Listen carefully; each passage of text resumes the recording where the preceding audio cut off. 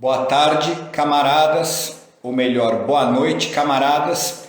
Estamos aqui para mais uma live de lançamento da obra Jornadas Heróicas. Vamos aguardar as demais pessoas entrarem. Ô Brunoro, tudo bem com você? Nosso convidado especial, perfil entrevistado, Brunoro, chegou. Vou dar acesso para ele aqui. Fala, Wagner, tudo bem?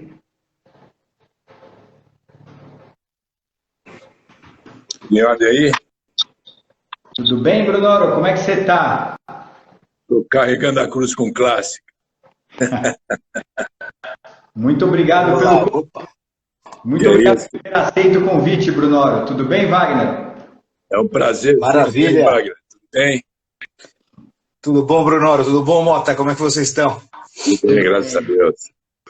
Camaradas, eu vou fazer uma breve introdução para aqueles que estão nos assistindo e principalmente para aqueles que vão nos assistir depois, porque você sabe, Wagner e Brunoro, na minha experiência nessas lives de lançamento, a gente tem, vamos supor, 100 pessoas que assistem em algum momento durante a live. E quando a gente coloca no canal, passa um mês, são 1000 pessoas, então o impacto é muito maior, tá? Então eu vou falar algumas coisas, mesmo que tenham poucas pessoas agora, temos 5 que já entraram, mas vão entrando e principalmente fica salvo no canal posteriormente.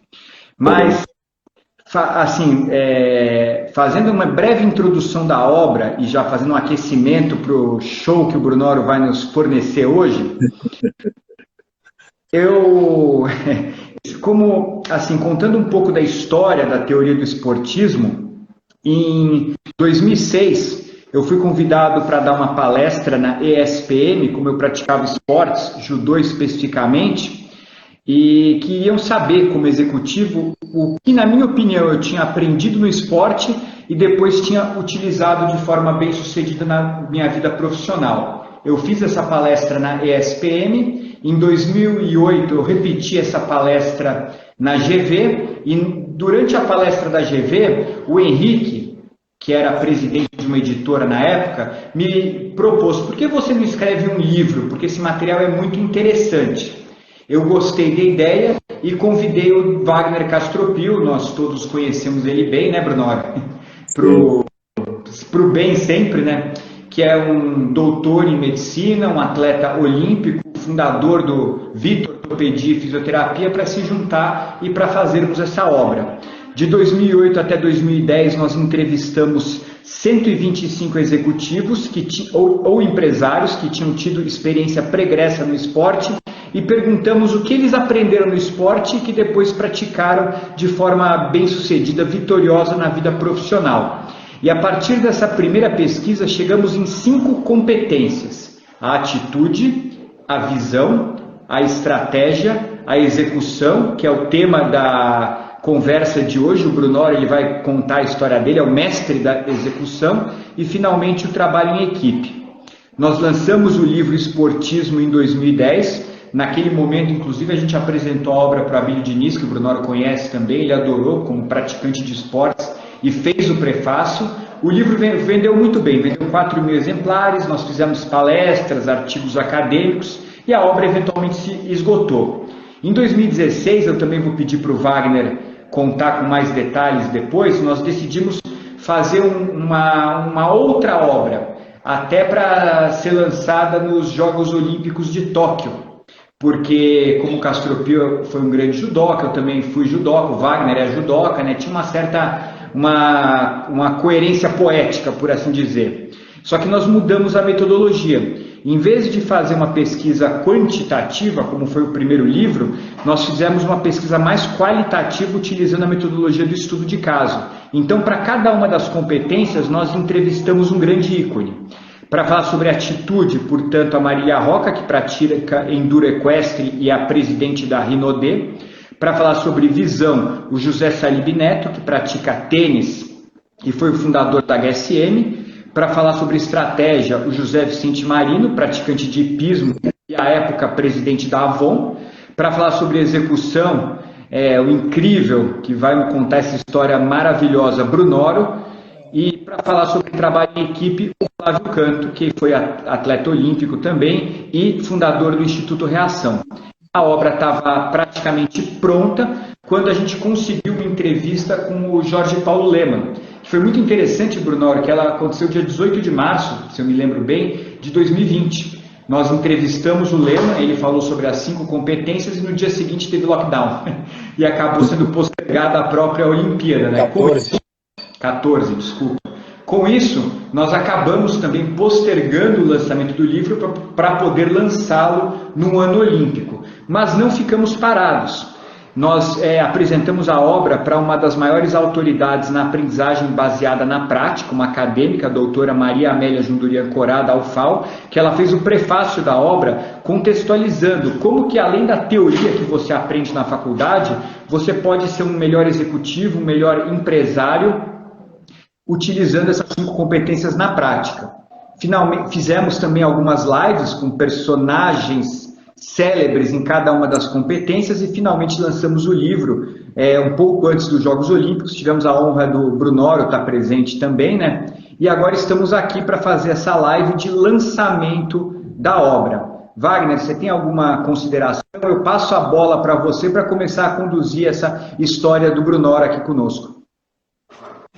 Tenho sim, Mota. Bom, primeiro agradecer a presença aqui, vi que o Bernardo está participando do evento, né? O Renova ajudou também, então agradecer a presença de todos, eu não vi todos aqui, né? Felipe também, agradecer a presença de vocês.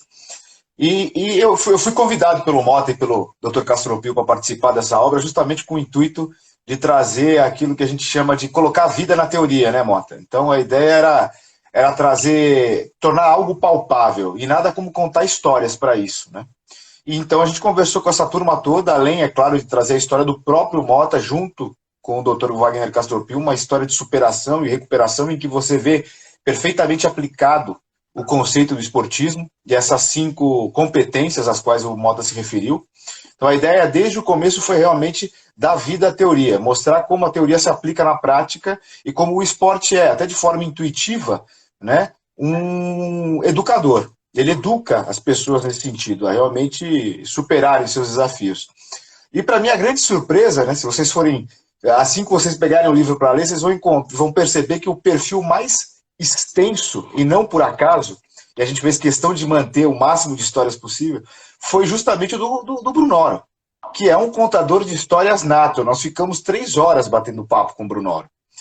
E é inacreditável a quantidade de histórias. Você fala, não é possível que numa vida só caibam tantas histórias assim. E o Brunoro, claro, como todos os demais convidados, ele traz em si as 5 competências. Não só uma, mas é evidente que uma delas se destaca, e é a capacidade de execução. E o próprio Brunoro fala, ele gosta de pensar os projetos dele do começo ao fim e executar, né? Ele se sente mais à vontade dessa forma e obtém inúmeros resultados. Então, eu acho bacana, Mota, feito esse rápido preâmbulo, a gente começar já a bater um papo com o Brunoro, né? E saber um pouquinho dele sobre essa característica, se ao longo do tempo ela passou por alguma transformação, ou se na realidade ele preserva ainda essa ideia de, olha, peraí, eu quero começar e terminar, eu gosto muito de acompanhar o processo e ver a execução acontecer na prática, né? E saber um pouquinho por quê, de onde vem isso. Se é inato ou, na verdade, a própria experiência esportiva que o dotou ou que o muniu com esse arsenal aí, que ele coloca em prática em quase todos os projetos, né? Brunoro, em primeiro lugar, seja bem-vindo. Obrigado, viu? Obrigado a vocês pelo convite, obrigado por me colocar no meio de tantas feras desse livro aí, tá? E realmente, assim, eu nunca pensei muito nisso, né? Eu fui começando a fazer, né? Naturalmente.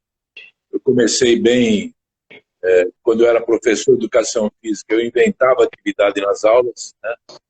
E queria ver o resultado daquilo que eu tinha inventado, né? Isso que foi acontecendo. Eu lembro muito bem, por exemplo, quando eu comecei a dar aula, SESI, acho que nem está no livro isso, é porque tem tanta coisa, né? Então eu comecei a dar aula no SESI, eu tinha um grupo de alunos super inquietos, mas era impressionante o que aqueles garotos davam trabalho. E a professora deles, uma hora eu não aguento mais esses meninos em classe, papapá. Eu falei assim, será que se eu pôr esses moleques para brigar, vai passar ansiedade? pôr esses moleques para brigar. Eu peguei o professor de judô, que era o Chiaki Ishii, que foi medalhista olímpico. Ele dava aula no SESI. Falei, Chiaki, vamos fazer uma brincadeira? Vamos botar essa molecada para brigar no tatame? Ele falou, você é meio louco, né, Bruno? Como é que eu vou ensinar 45 meninos, aquelas classes eram loucas assim, né? E o Chiaki falava pouco português. E aí ele começou a brigar mesmo. O Chiaki levava a sério as coisas. Então ele começou a pegar um bando de moleque, punha para brigar com ele. E, nossa, virou uma zona a aula, uma zona. Né? A professora falou, esse cara vai me deixar louco, né? Os moleques foram acalmando, então eu fui vendo o resultado de realmente eles têm que jogar para fora essa ansiedade, né? O judô é muito bom para isso, também para ir disciplinando, aí o Chiaki também foi tomando conta da situação e tal, virou uma turma super legal, super adaptável. Então eu gosto sempre de ver se as minhas ideias dão certo. E o legal que é assim, eu sempre vejo se dão certo ou o que deu errado, para poder na próxima não fazer as coisas erradas. Né? Então as experiências que a gente pega, elas não podem ser simplesmente uma experiência, deu certo ou deu errado, e não levar para outra. Né? Então eu acho que foi que nem meu primeiro trabalho de preparação física na seleção. Tinha um caderno com 100 páginas que eu achava que eu ia aplicar tudo aquilo. Eu apliquei 10 páginas. Né? E deu certo. A gente foi campeão brasileiro e tal. Mas eu falei, pô, por que não deu para aplicar tudo? Quer dizer, então eu sempre fazia uma análise, né, para a gente poder melhorar na parte seguinte. E isso foi sendo muito na prática, viu? Muito na prática. Não foi assim, eu vou estudar para que vai acontecer isso. Eu fui aprendendo na prática as coisas boas e ruins dos projetos anteriores, né? E até hoje eu tenho uma mania assim, por exemplo, quando eu começo e termino um projeto, eu paro para pensar como é que foi o meu desempenho. Como é que foi o meu desempenho? E eu levei isso de treinador. Quando eu era treinador de voleibol, terminava um jogo que a gente perdia, eu ia para casa, botava meu skin duplo, né, para passar adrenalina, e às vezes ficava duplo, triplo, quádruplo, quinto, para poder dormir. E eu falava assim, o que eu errei nesse jogo? O que eu errei? Eu só podia cobrar o jogador se eu pudesse falar o que eu também errei. E quem está passando as determinações táticas e técnico sou eu, pô, não adianta. Então, eu sempre fiz muito essas análises. Talvez isso tenha dado muito certo.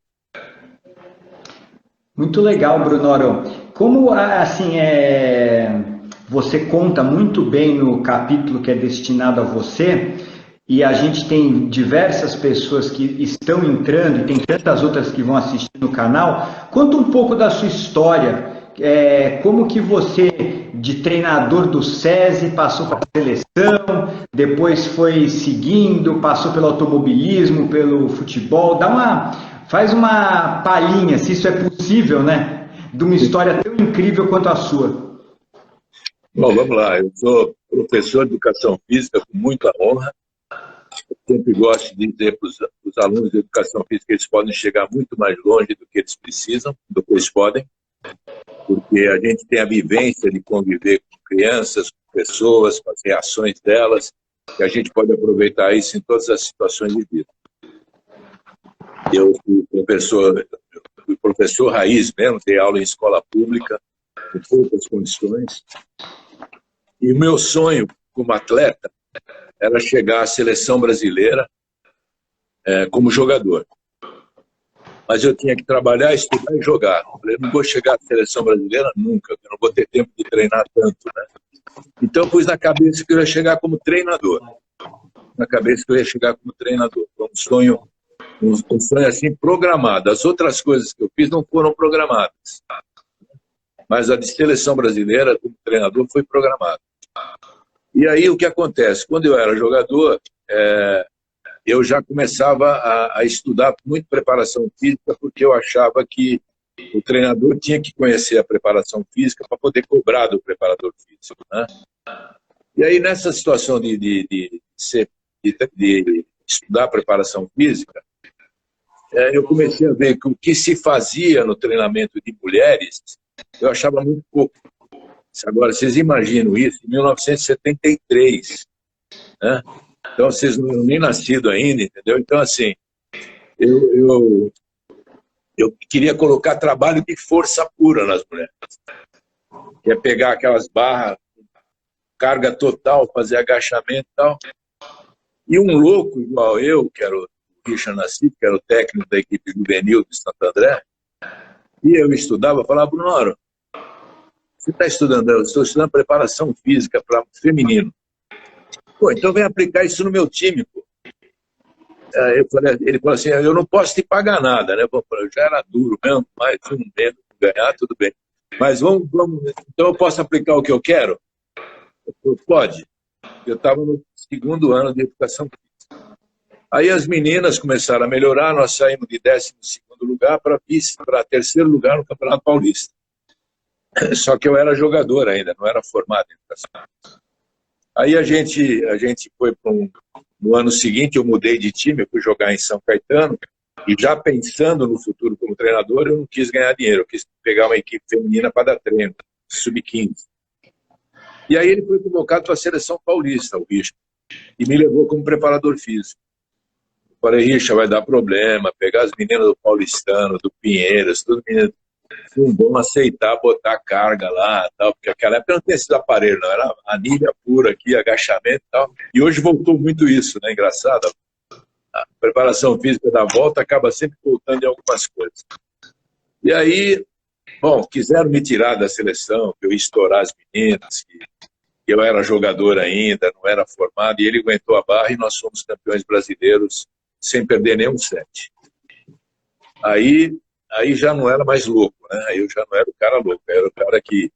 Então eu comecei a ir para todas as seleções femininas como preparador físico aqui de São Paulo, depois fui convocado para a seleção brasileira feminina como preparador físico, mas como eu era jogador ainda, eu ajudava no treino técnico, né? Bater bola com as meninas, trabalho de defesa e tal, e fui seguindo na parte de treinador de auxiliar técnico na feminina. E aí, em 1978, eu cheguei num treino da Pirelli, eu ia treinar, ainda tinha 27 anos, acho, 28. Eu cheguei lá e o time da Pirelli, os jogadores estavam todos sentados. Eu falei assim, não vai ter treino? Não, não vai ter porque você vai ser o nosso técnico. Eu falei, vocês estão loucos, garota? Como é que eu vou ser técnico? Aí tinha um diretor da Pirelli na época, não, eles pediram para que você tirar o treinador anterior, que você fosse o técnico. Ia treinar de vez em quando, em cada seleções, tal, não ia mais toda vez. Você aceita? Eu falei, pô, mas como é que ficou esquisito isso? Eu falei, tá bom, eu aceito. Mas a sacanagem eu já conheço todas, vai mudar tudo aqui. Tudo que eles aprontavam eu sabia, porque eu fazia junto, né? Então, assim, aí eu passei para masculino, e no feminino eu tive a honra de, em 1978, talvez, não lembro direito, eu fui ser o técnico da seleção brasileira feminina juvenil. Eu atingi meu primeiro sonho, com 28 anos, de ser técnico da seleção brasileira, né? Aí, em 79, a gente foi campeão, medalha de bronze no Pan-Americano. E aí eu larguei o feminino para ficar me dedicando à Pirelli no masculino. Então aí já saí de professor para preparador físico, aí passei exatamente para ser técnico. E aí eu comecei a trabalhar a Pirelli, em 1980 a gente foi campeão brasileiro, e aí me convocaram para uma nova comissão técnica. Nessa época, em 1980, foi que a gente transformou o voleibol, né? A gente... o Bebeto de Freitas assumiu, era auxiliar técnico, o Jorge era auxiliar técnico e o Paulo Sérgio. A gente fez um estudo de que a maioria das equipes do mundo treinavam perto de 6 horas dia e nós treinávamos 6 horas por semana. Então nós tínhamos que conseguir fazer isso, né? Aí então o Bebeto pegou a Atlântica Boa Vista, conversou com os diretores do Bradesco na época, para a gente poder viver de voleibol. Eu fiz isso na Pirelli também, nós pudemos ter um salário que cobria tudo aquilo que a gente fazia da aula, não sei o quê, para viver de voleibol. Então, nós arriscamos um pouco a nossa vida para viver de voleibol. Só queria acrescentar um lado que vocês falaram aí sobre administração, sobre atitude, visão, estratégia, tudo isso. Eu sempre digo o seguinte, eu, quando estava no SESI, eu fui promovido a coordenador de um centro esportivo em Mogi das Cruzes. E teve lá um senhor que era o delegado regional, espetacular, doutor Sérgio, e um dia ele quis me convidar para fazer a gerência da delegacia enquanto ele estivesse de folga. Eu falei, eu não entendo nada, não posso, eu sou professor de educação. Ele falou para mim, olha, a administração, em primeiro lugar, você precisa ter bom senso. Então, toda vez que eu vou fazer qualquer coisa, eu pergunto se eu estou sendo bom senso, se eu estou tendo bom senso nas minhas atitudes. Né? O que é bom senso? Bom senso é você olhar todos os lados antes de tomar uma posição. Então, já o bom senso, na realidade, hoje é o que a gente fala de líder. Né? O líder não é mais chefe, não existe mais chefe.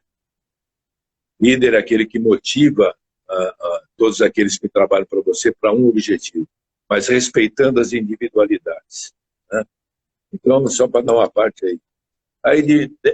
Então nós passamos a viver para o voleibol, foi aquela seleção que acabou sendo medalha de prata em Los Angeles, mudou o voleibol, a seleção, passamos a treinar às 6 horas por dia, quando a equipe era dividida entre Atlântica e Pirelli, então quando não estavam na seleção, treinávamos esse número de tempo nas equipes, então o voleibol deu um salto. Já em 81 nós fomos 3º lugar no Mundial da Copa do Mundo do Japão, 82 vice-campeões mundiais, 83 campeões pan-americanos e 84 medalha de prata.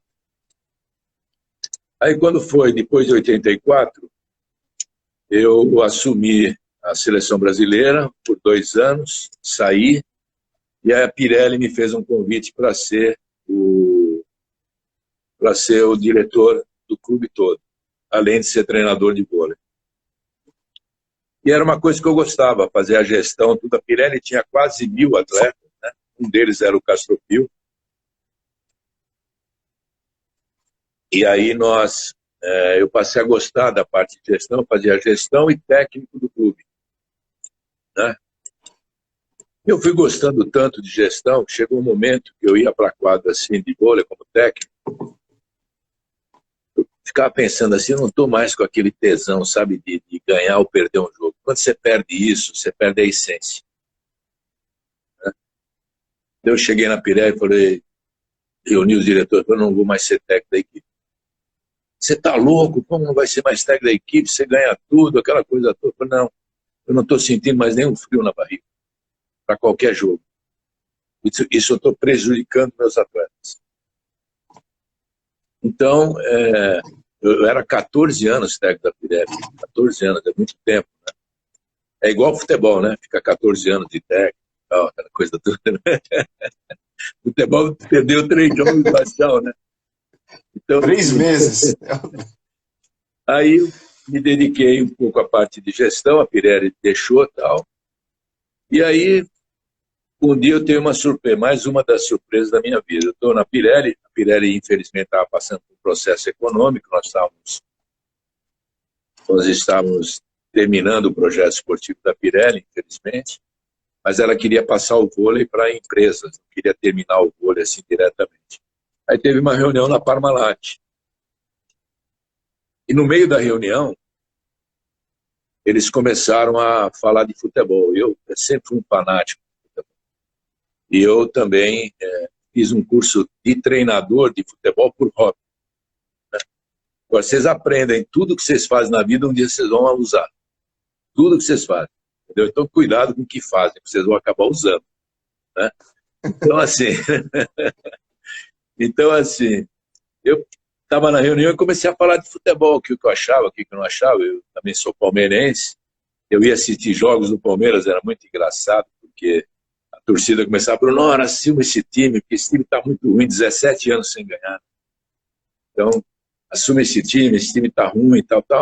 Ficava fazendo gozação na arquibancada comigo. E um detalhe muito sensível. Quando eu chegava em casa, a minha mãe falava assim, como é que foi o jogo? Eu falei, nossa, o Palmeiras tá muito ruim, mãe. Ela falava, só vai ganhar o dia que você for trabalhar lá. Eu falei, mãe, você tá louca? Eu trabalho com vôlei, essa coisa toda, vou trabalhar com futebol, só vai ganhar só o dia que você for trabalhar lá. O negócio até me arrepia. E aí, ele no almoço começou a falar tal, e começou a ver que eu falava de futebol. Aí ele perguntou que time eu torcia tal. Aí ele marcou uma reunião comigo de novo no dia seguinte. Ele falou com os caras, os presidente da Pirelli, que seria sobre voleibol. Chegou lá e falou, não quero falar de voleibol. Quero falar de futebol. Eu falei, futebol, né? A gente está entrando num acordo com o Palmeiras aqui, não temos nenhum executivo para tocar esse projeto.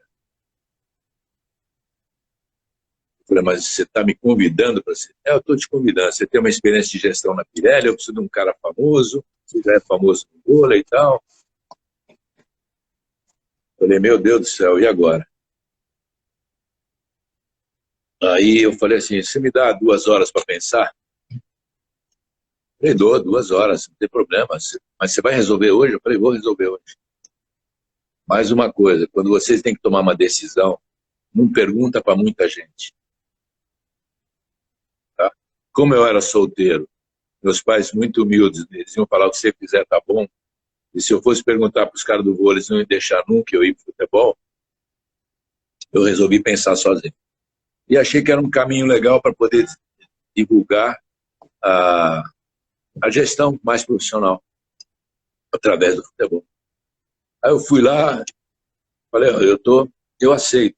Ó, rápido assim, então, né? Se quiser. Gostei, também vamos conversar. Eu falei, só que eu não tenho a menor ideia do que eu vou fazer no Palmeiras. Ele falou, também não.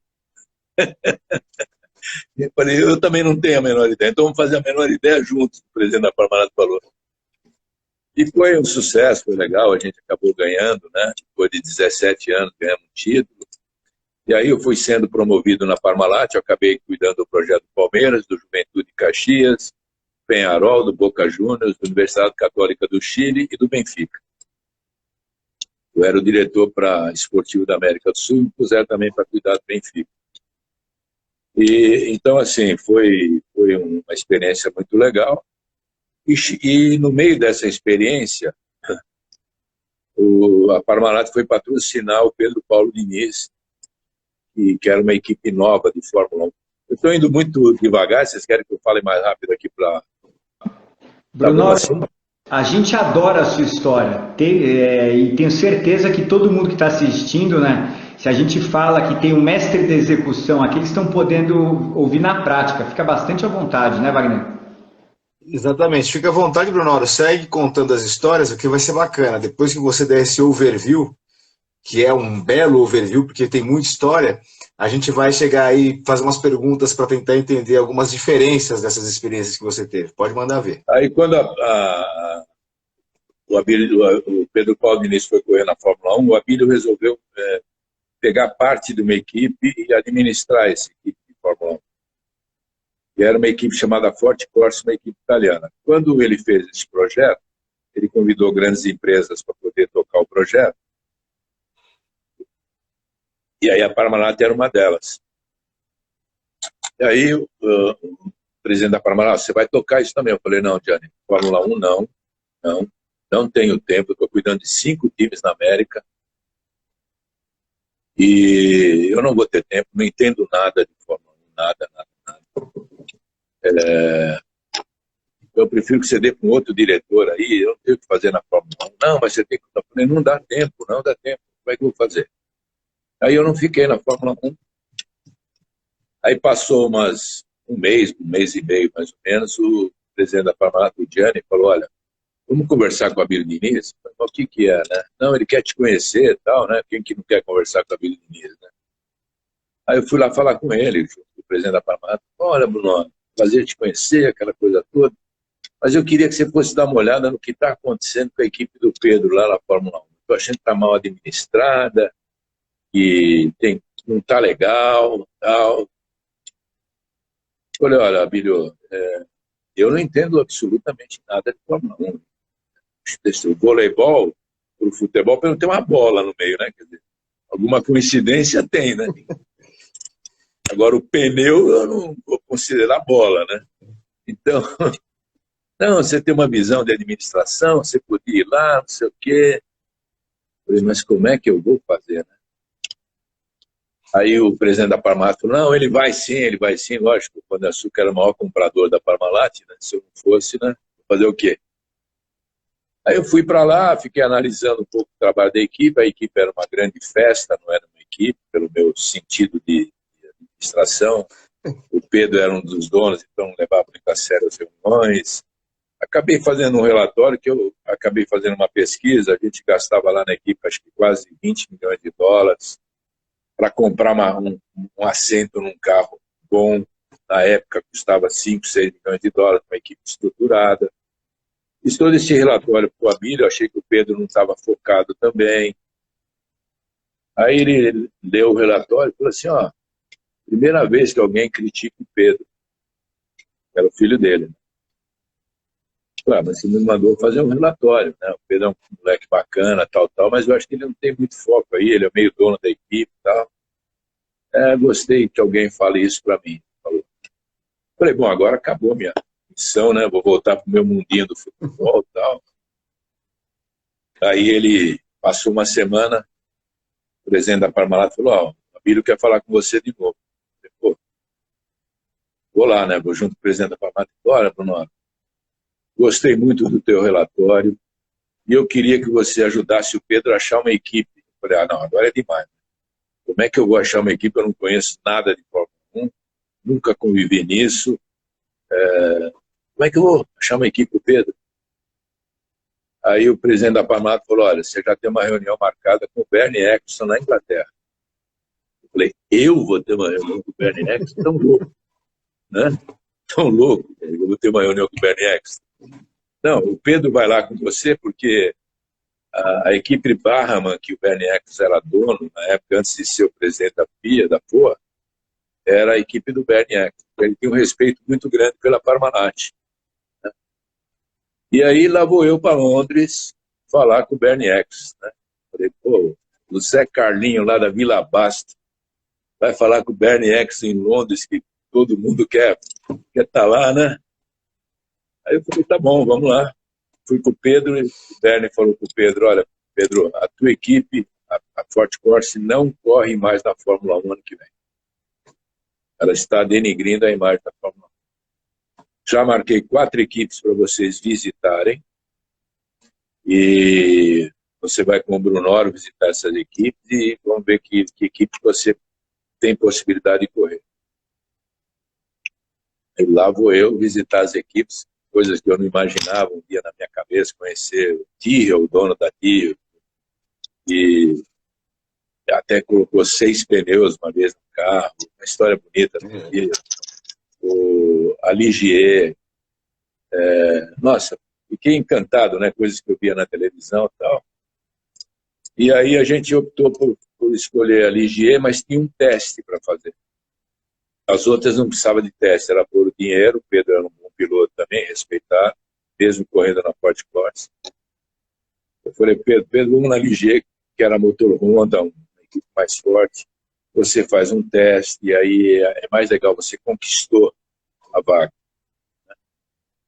Aí eu não vou me ater ao que aconteceu aí, porque a gente vai longe. Então, ele acabou passando no teste, né? Ele bateu o carro numa das voltas, foi um sufoco. Fiquei à noite com ele para ele ganhar moral de novo nas outras voltas. E aí ele acabou passando e colocamos na Ligier, que era uma equipe muito boa.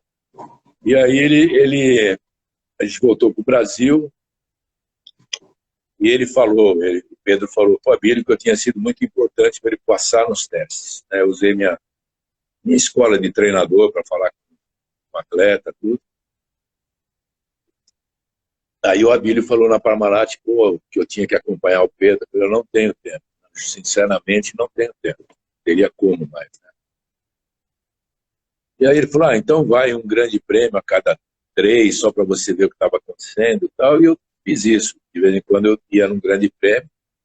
Aí em 1987 eu já estava no limite com a Parmalat, eu já não tinha mais mas o que subir, o que fazer de novo, sabe? Assim, eu gosto de estar mexendo, criando coisas novas, tal. Eu tinha chegado no limite, era diretor estatutário da empresa, a minha próxima posição seria presidente, que eu nunca seria sempre um italiano, né? E achei que era o momento de eu criar minha própria empresa, né? E aí resolvi sair. Quando eu saí, o Abílio me chamou lá no Pão de Açúcar. Falou: Bruno, eu sou contra você sair da Parmalat, todo mundo está falando isso. Eu falei: não, Abílio, eu acho que eu já dei o meu quinhão para o futebol, na Parmalat, eu posso criar outros projetos na minha empresa e tal. Aí ele falou: não, então eu vou ser seu primeiro cliente, você ser o primeiro cliente na sua empresa. Abílio, como você vai ser meu cliente? Não, você vai tomar conta do Pedro e você ser o primeiro cliente. Eu falei: Abílio, eu não vou morar na Europa tomando conta do Pedro. Apesar que não era ruim, não, morar em Mônaco, essas coisas, sabe? Terrível, terrível.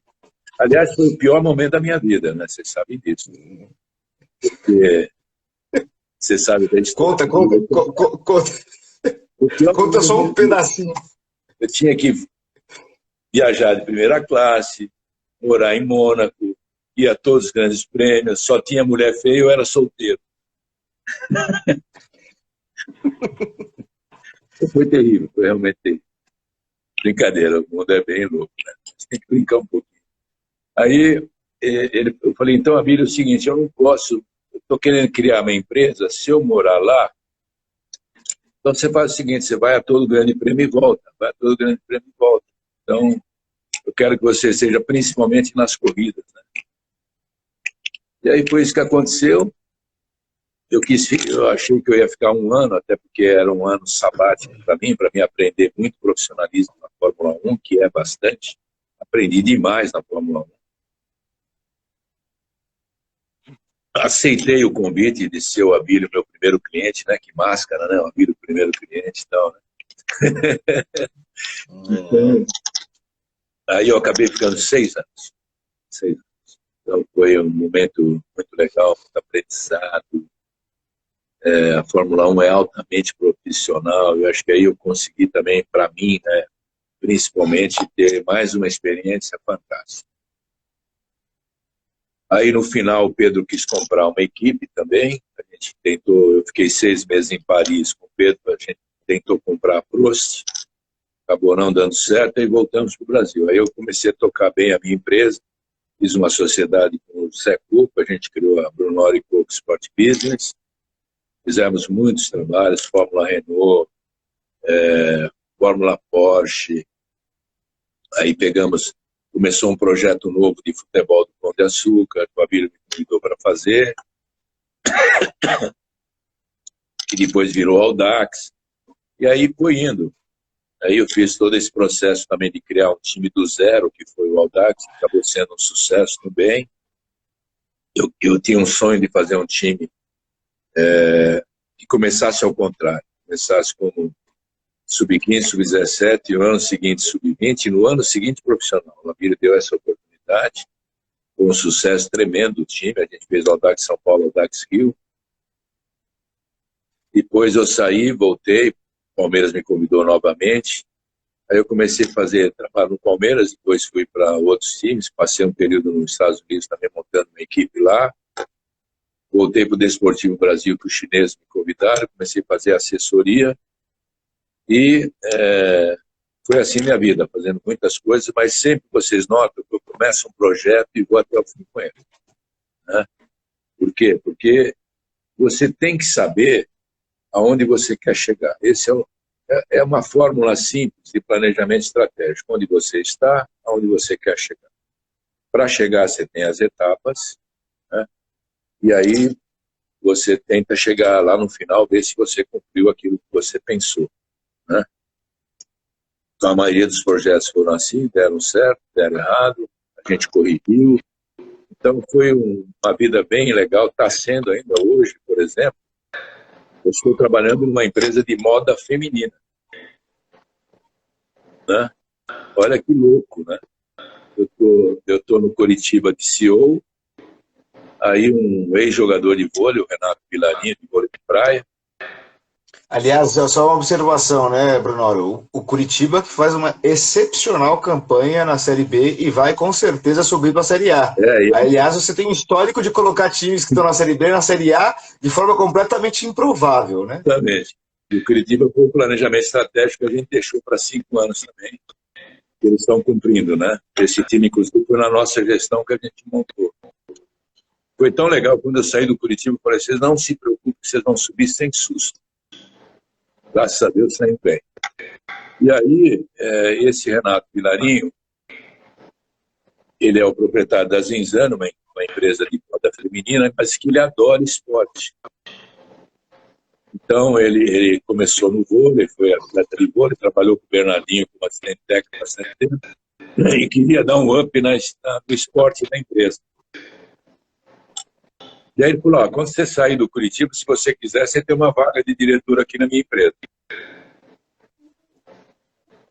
Pensei assim, acho que não, né? Moda feminina, esse negócio todo. Acabei saindo do Curitiba, aí estava em casa, falei assim, Cris, acho que vou ligar para o Vilarinho dele. Ele falou que tinha uma coisa. Liguei para ele, não, vamos conversar então. Ele tem, já tinha aqui na empresa as melhores atletas de vôlei de praia, porque ele foi um grande jogador de vôlei de praia. Ele tem o patrocínio do Fluminense na manga. Ele tinha um circuito Zinzane de vôlei de praia, então agora ele falou, então você vem para cá com o diretor, porque a empresa vai crescer e eu quero que o marketing esportivo seja o canal de marketing da empresa. Né? Eu estou aqui há 3 meses, vivenciando o varejo de moda, estou aprendendo todo dia, muito legal, muito legal.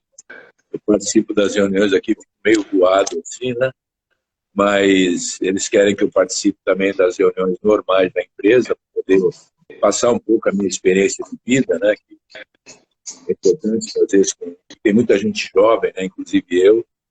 Então, para passar essas experiências e tal, então está sendo muito legal. Estou aqui há 3 meses, muito feliz, morando no Rio, voltando para São Paulo no fim de semana. Eu não sei mais quando é que eu morei em São Paulo, né? Sempre está...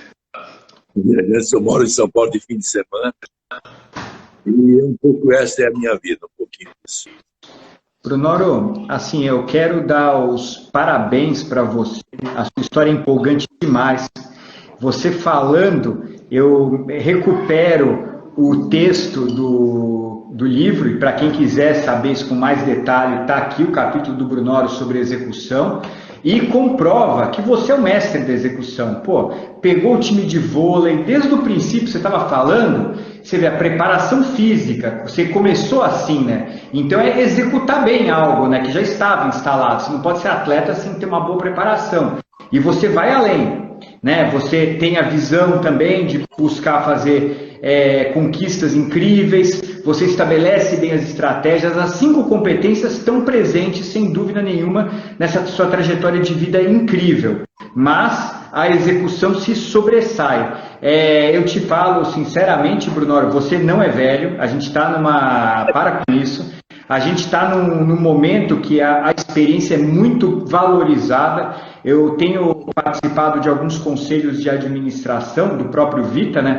E eu observo que o Grey Hair, né, essa experiência que nem você está trazendo aí para a Zinzane, é muito valorizada. E assim, quem tem mais experiência, mais história para contar do que o Brunoro? Assim, tem gente que vai, se a gente pegar 10 vidas juntas e somar, né, vai pegar a sua, a minha, mais de 8, não chega uma década do Brunoro, né? Impressionante. Então, quero parabenizá-la, de ficar arrepiado a sua história. Quem quiser conhecer mais, a gente vai falar um pouco, o Wagner tem perguntas, mas adquira o seu livro Jornadas Heróicas, tem a história do Brunoro com toda essa riqueza de detalhe, está disponível na Amazon ou nas melhores livrarias. Wagnão, o que você tem para falar? Eu só queria... O que eu tenho para falar é o seguinte, pode falar. Eu queria dizer o seguinte, esses caras loucos aí, ficaram me entrevistando, eles são bons de ir a fundo, cara, sabe? Eles ficavam lá e me puxando daqui e dali. Eu contei coisa que eu nunca contei, sabe? Então foi muito legal, muito legal. E acho que foi mais de 3 horas, viu? E não me deram nenhum esquinho. Me deu um esquinho. Só café. Cara, sabe? É só café para ficar ligado e contar cada vez mais. Bruno, uma coisa que você falou, quer dizer, é uma trajetória inacreditável, como o Mota bem ponderou. Agora tem um detalhe, eu queria te fazer uma pergunta, mas antes de fazer uma pergunta, eu vou contar uma outra história, aliás, duas, na verdade, rapidamente, de forma resumida, para colocar nesse contexto antes de colocar a pergunta. A primeira é, pouca gente sabe, mas você esteve por trás também do retorno da seleção brasileira masculina de basquete às Olimpíadas. Fez um planejamento brilhante, trouxe o contestadíssimo Rubem Manhano, na época, para treinar a seleção brasileira, e nós voltamos a um argentino para treinar a seleção brasileira, onde já se viu que absurdo, e fomos para a Olimpíada, coisa que não íamos a quê? Acho que a 3 Olimpíadas, se não me falha a memória. 3 Olimpíadas. Voltamos, isso quer dizer, e ainda assim acabou saindo, quer dizer, tendo muito trabalho ainda para realizar, mas precisou sair porque existe uma série de outros fatores que são de natureza política, que a gente sabe que isso tudo funciona muito nessa área associativa, né? Nessa área mais envolvendo confederações e tudo mais. E voltou ao Palmeiras. E teve uma árdua missão de sanear o Palmeiras do ponto de vista administrativo, né? Restabelecer toda a estrutura necessária para os Palmeiras voltar a ser campeão, e não usufruiu, não colheu, digamos assim, para si também, né? Os louros dessa glória. De todos os desafios que você citou para a gente aí, qual foi o mais, considerando esses dois que eu coloquei, qual foi o mais duro? Você falou, puxa vida, caramba, passar por isso foi bom, mas podia ter sido melhor. Cara, senhora, teve as duas situações do Palmeiras, elas foram contraditórias, mas foram bem legais, foram os mais difíceis. Porque assim, quando eu cheguei do Palmeiras, pela Parmalat, 17 anos sem ganhar, vindo do voleibol. A expectativa no Palmeiras era ganhar um título de qualquer jeito. E o louco aqui chegou e falou assim, ó, eu peço 3 meses para mim poder conhecer e fazer o planejamento. Os caras, você tá louco, 3 meses no futebol para você? Eu falei, gente, eu estou chegando, tal. Então, assim, quando eu vi o time era muito fraco. Eu comecei a fazer uma análise de autoestima, a gente precisaria trazer jogadores que ganharam e não que perderam. E aí, esses 2 primeiros meses do Palmeiras, que era Parmalat e Ilusão, volta para o vôlei Brunoro, todas essas coisas, se você não tem muita segurança no que você está fazendo, que você sabe que pode dar certo, e também não tem a retaguarda de pessoas como Gianni Grisendi, que foi um cara que me apoiou, os diretores do futebol, Ticulo, Serafim e Strufaldi, você não conseguiria. Então foi muito duro. Eu chegava em casa, será que eu estou sendo certo, se eu estou errado? Mas eu acreditava muito. Então foi um momento bem difícil dessa minha passagem do vôlei do futebol e ter todas essas críticas, né? Volta para o vôlei. Quando na arquibancada eles pediam para mim ir, do mesmo jeito eles pediam para mim voltar. Olha como é que é a loucura, né? O torcedor é irracional nessas coisas. Isso foi muito duro, mas superamos com vitória. E eu usufruí da vitória. Usufruí. No segundo estágio do Palmeiras, eu planejei, mas não usufruí da vitória. Né? Então, eu fui como CEO do clube, saneamos muitas coisas, fizemos Quando a gente chegou, não tinha dinheiro nenhum. O Paulo Nobre teve que pôr dinheiro, mas a gente não tinha dinheiro para contratar, tinha que fazer um time, e nós estávamos na Série B, conseguimos fazer o time subir para a Série A, sem susto também. Só que na Série A nós não tínhamos dinheiro, então quase caímos. Né? Mas aí eu tinha deixado já um planejamento, e a partir do ano que a gente... 2 anos depois, quando a gente já teria todas as receitas do clube, quando a arena já estava funcionando, o time ia desenvolver tranquilo. Fizemos todas as categorias de base funcionarem bem, tudo isso. Então, eu internamente usufruí desse sucesso do Palmeiras de hoje.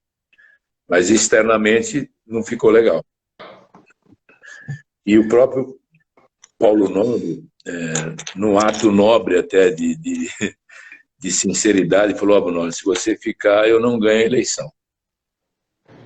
Para estava queimado dentro do clube, brigava com um com o outro para poder estar impondo essas coisas, né? Eu falei, Paulo, o que interessa é que o planejamento você vai estar com ele bem. Eu já fiz o meu papel, eles vão reconhecer isso no futuro. E hoje a torcida me faz live comigo. Então foi legal. E o gesto mais legal, para mim, foi o melhor de todos, quando o Palmeiras ganhou a Copa do Brasil, dentro do campo, quando o Paulo estava comemorando, ele me agradeceu. Quer dizer, ele lembrou de mim no momento de comemoração que ninguém lembra, né? Então, para mim, mas foram 2 momentos assim difíceis. Um, eu consegui ver o resultado presente, e o outro foi muito difícil, eu não vi o resultado presente, mas eu vi o resultado. E esse usufruto do agradecimento, mesmo que seja só íntimo, né? A sua satisfação íntima vale, né, Bruno? Vale Ela muito, vale, né? vale muito. Você sabe que alguém entendeu, né, o que estava sendo feito, né? Então isso é muito legal. E hoje é legal eu ter uma relação com a torcida. Acho que eu já fiz live com todas as variantes de torcida do Palmeiras, todas, né? E na época eles brigavam, fora Bruno também, aquela coisa toda. Mas hoje é impressionante, acho que eu já dei live com todos eles, né? Muito legal. Show de bola. Muito legal, Bruno. Essa sua história de execução é muito importante, não só para nós divulgarmos a obra, né, onde ela é contada com riqueza de detalhes, mas é um testemunho praticamente da história do esporte no Brasil recente, né? O vôlei, pô, eu me lembro quando era criança, o Brasil não ganhava nada, era tipo a Bolívia no vôlei, né? Perdia do Peru no feminino, era duro, né, meu? Então você participou da construção do vôlei, participou da construção da carreira do Pedro, participou da retomada do Palmeiras, que eu tive a grande alegria como São Paulino de passar a infância e a adolescência tirando sarro dos meus colegas palmeirenses, mas aí o Brunoro chegou, né? E você sempre executando com excelência esses projetos. Eu queria te fazer uma pergunta, Brunoro. Com toda essa vivência, agora você assume o Curitiba, organiza a casa, vai para a Zizane, e a gente chama isso das 5 competências da teoria do esportismo, da atitude, né? Que é necessária para você ter a visão, a estratégia, a execução e trabalhar bem em equipe. Da onde você tira essa sua atitude tão poderosa e tão presente em você até os dias de hoje? Cara, é muito de ter, talvez, nascido não de berço esplêndido.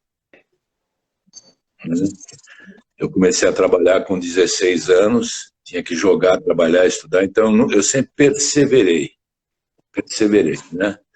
Desde garoto. Então eu sempre quis chegar a algum lugar, sempre quis fazer o melhor de mim, sempre, até para ajudar minha família, tudo isso. Então, assim, as atitudes, uma atitude, ela tem várias situações, né? A primeira é a atitude do fazer. Eu vou fazer esse projeto e quero fazer esse projeto. Eu tenho confiança em fazer. Aí é uma atitude que você toma em função da realização do trabalho. Em função disso, você tem que ter uma atitude cristalina com os seus comandados, né? Que é aí que a gente chama de liderança. Eu sempre consegui motivar quem trabalhava comigo. Sempre consegui. Uma coisa assim que eu aprendi com os meus pais muito humildes ao respeito a qualquer pessoa, né? Então, eu sempre, por exemplo, os trabalhos que eu fiz de futebol, por exemplo, eu designava 2 prêmios para todos os funcionários, né? Porque o jogador ele tem que estar sendo bem tratado desde que ele passa pela portaria, né? Então aquele cara também tem que ser importante, né? A outra atitude é com relação a tomar posições claras. Então, por exemplo, se tem alguém que não está funcionando, você tem que ser claro, você dá uma chance, 2 chances, a terceira, paciência, né? Então tem o lado da atitude firme, né? Tem o lado da atitude firme. E a outra situação é quando você toma um posicionamento, você está muito seguro que você pode realizar aquilo, né? Então, por exemplo, eu fui aceitar o Palmeiras. Fiquei 2 horas lá pensando. A primeira pergunta que eu fiz, você está preparado para isso? Isso para mim. Eu achei que eu já estava administrando o clube da Pirelli há 4 anos. E várias modalidades, não era só uma. Né? Eu estava me aperfeiçoando em gestão, porque na minha época não tinha curso, eu estava sendo um autodidata em gestão esportiva. Mas eu tinha certeza que eu podia fazer uma coisa direita. Então, a atitude que você toma consigo mesmo, de falar, não, eu estou preparado, mas essa pergunta tem que ser feita sempre. Porque aquele negócio de falar assim, olha, o cavalo passa encilhado, uma vez você tem que montar, mentira, o cavalo passa encilhado e você tem que estar preparado para subir nele. Se você subir de qualquer jeito, você toma um tombo danado, entendeu? Então, assim, essas coisas são atitudes que você toma consigo e com os outros. Quando você motiva a sua equipe, em vários sentidos, você consegue o resultado. Você não consegue sozinho. E aí entra o lado do time, da equipe, né? Entra o lado da execução que você tem que fazer junto com eles. E aí é que é muito importante você estar atento a todos. Uma coisa que eu sempre falo assim, olha, problema para ser resolvido não é para ser adiado. Principalmente no esporte. Qualquer problema que você deixa para depois, aquilo toma uma grandeza muito maior do que a solução. Tá? A estratégia é uma coisa que eu sempre gostei da estratégia. Né? Eu sempre deixo claro onde eu quero chegar. Sempre deixo claro isso para mim. Não vou entrar aqui na Zinzane, é do varejo, não sei o que. Não. O departamento de esporte tem que ser excelência. Então a Zinzane tinha vôlei de praia, tinha o futebol do Fluminense, eu já estou criando, estou ressuscitando o futebol de areia do Rio 11 contra 11, começamos sábado um campeonato, que é um futebol raiz do Rio de Janeiro, já patrocinado pela Zinzane. Em toda a praia de Copacabana, vai ser muito legal. Tá? Eu estou tentando pegar o breaking para a Zinzane, que é uma modalidade olímpica, porque eu acho que tem que haver com moda, com dança, com coisa do tipo, já estou tentando, já estou conversando com eles, entendeu? Então já estou dando outro tipo de sinergia para a empresa. Né? Porque eu não vou ficar aqui parado fazendo a mesmice, não dá para mim. Não dá para mim. Se eu quisesse fazer isso, eu ia jogar bocha, dominó na praça para os velhos da minha idade, entendeu? Então, assim, não, eu quero executar porque tem tanta bagagem para pôr para frente que eu não vou parar. Entendeu? Então, assim, a visão, quando você escolhe um trabalho, por exemplo, vou para a Zinzane, poxa, que legal, né? Eu voltei aos tempos, talvez, da Pirelli, entendeu? Que tinha várias modalidades dentro. Né? Então, poxa, será que eu não posso transformar isso? Será que eu não posso pegar um pouco de Parmalat e pôr na Zinzane? Um pouco de Pão de Açúcar pôr na Zinzane? Um pouco de Pirelli pôr na Zinzane? É assim que a gente tem que pensar. Só para que o Davi Rodrigues perguntou, Brunoro, por que não deu certo o projeto com o Paulo Nobre em 2013 e 2014? Davi, ele respondeu um pouquinho antes, ele disse que deu certo. Ele só não estava lá para colher os frutos junto, mas ele colheu os frutos intimamente porque você está vendo os resultados aí. Tudo isso é resultado do trabalho que foi feito lá de saneamento e estruturação para que depois a coisa voasse em céu de brigadeiro, digamos assim. É isso aí, né, Mota? Acho que tem muito mais história, pessoal. Posso garantir para vocês que aqui, ó, no Jornadas Heróicas, tem muito mais história. Ele não contou, para dar de ponta cabeça, ele não contou, por exemplo, que foi o primeiro a trazer os X Games para o Brasil. Mas vocês, lendo o livro, vocês vão descobrir. Então tem muita história ainda, não acaba tão facilmente. Eu acho que é legal agora, o Mota, a gente já chegando no final, o Mota fazer as vezes e a gente se despedir, né? Da minha parte, Brunoro, eu convido, assim como o Wagner fez, todos aqueles que querem conhecer um pouco mais sobre as 5 competências da teoria do esportismo: atitude, visão, estratégia, execução e trabalho em equipe, a adquirir a obra Jornadas Heróicas, que está disponível na Amazon e nas melhores livrarias. Nela a gente vai conhecer essa história maravilhosa do Brunoro com mais detalhe, com ênfase na execução. Eu agradeço o Wagner pelas colocações, ele é um jornalista, né, de mão cheia, que realmente não é trivial você dar vida a uma teoria, e o Wagner conseguiu, demorou, né, Wagner? Foram 4 anos de obra, mas saiu muito bacana. E assim, Brunoro, é uma honra absurda você estar nesse livro. Você é um ídolo para mim, era um ídolo como treinador, como gestor. Ter essa convivência com você, conhecer essa história na prática mesmo, de pouco, é uma honra absurda. Eu só posso agradecer, contar para você que o livro está indo muito bem de vendas, então tem muita gente que está sendo impactada positivamente com a sua história, tanto que no mês dos Jogos Olímpicos, no mês do lançamento, esse livro foi top 5 entre os mais vendidos. Então essa trajetória incrível de vida que você construiu segue impactando muitas pessoas, seja no seu trabalho, seja também, eu espero que o livro Jornadas Heróicas preste uma pequena contribuição. Eu vou pedir para você fazer as considerações finais e em seguida eu desligo para poder salvar isso para aqueles que não puderem estar conosco ao vivo, assistirem depois no canal do YouTube. Então, Brunoro, a palavra é sua para fechar essa conversa no dia de hoje. Muito obrigado. É rapidinho, umas 5 horas só, tá? Então... Eu adoro bater papo, viu, em frente. Não, primeiro assim, o livro é espetacular, a história dos outros companheiros de livro foi sensacional. Vocês conseguiram transmitir esses pontos importantes de atitude, de visão, de estratégia, de equipe, de execução, que é o que faz um grande profissional. Vocês vão ver que todos eles tiveram uma passagem esportiva, o esporte realmente é uma motivação para todo mundo.